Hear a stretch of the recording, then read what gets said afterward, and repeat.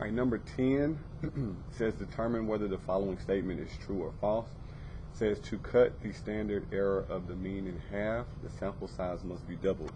So we looked at one like this in class. I want to make a small correction. I looked at just the term standard error.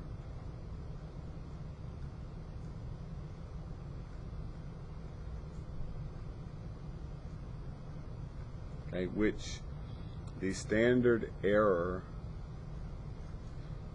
is referred to as E. Okay, this problem says standard error of the mean, so that's a little bit different.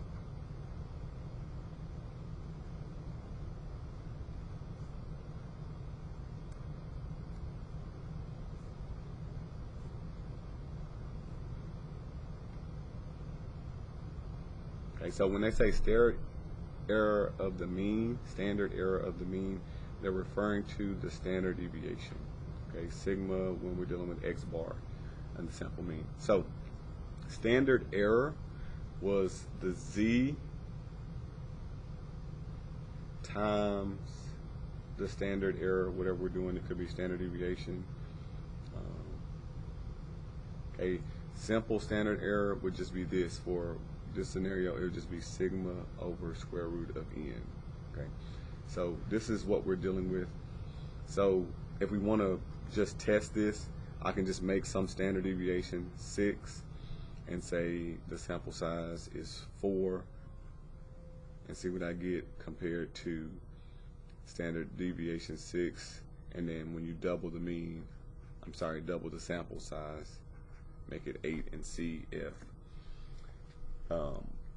to cut this in half, if this number is half when I double that.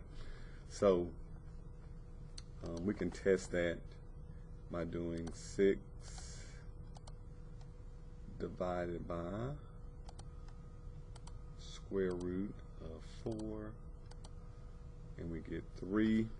Okay, so for this value we get 3, and then the question again is saying to cut the standard error of the mean in half, to cut this value in half. So cutting 3 in half, we just need to double the sample size. So I doubled the sample size from 4 to 8. We're going to see if this gives me 1.5. So, which I think we know that that's not going to be the case, but this is what they're asking. Okay, so we get 2.1. Now, furthermore, it wants to know which one is correct. So you can definitely say it's false, but which one of these falses is going to lead us to the correct answer? So false, it must be reduced by a factor of 2. So you can reduce this, divide it by 2, and see if you get half, which you won't get that either. So if I do 6 divided by second square root of 2, I get 4. It didn't get half, it went bigger. So that's not true. Sample size must be increased by a factor of 4, which that's going to be the right one. And this one says the sample size does not influence. So you can definitely see it's influencing that. But again, if you want to see 6 divided by square root, multiply this by a factor of 4, that'll be 16.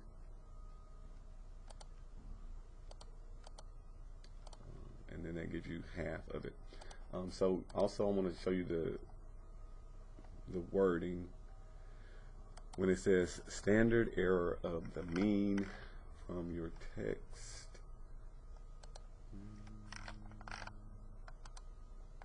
Starts talking about shapes of distribution. Yeah, so right here.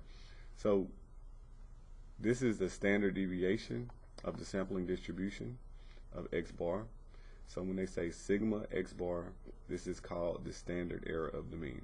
So I know in class I was just focusing on the term standard error, which is the E whenever we start talking about confidence intervals, but we're not there at this point in this section. I don't think we see standard error yet, but we're just now getting to the central limit theorem. Yeah. Okay, so anyway, make that correction. Standard error is this, but standard error of the mean is just referring to the standard deviation, which is sigma over square root of n.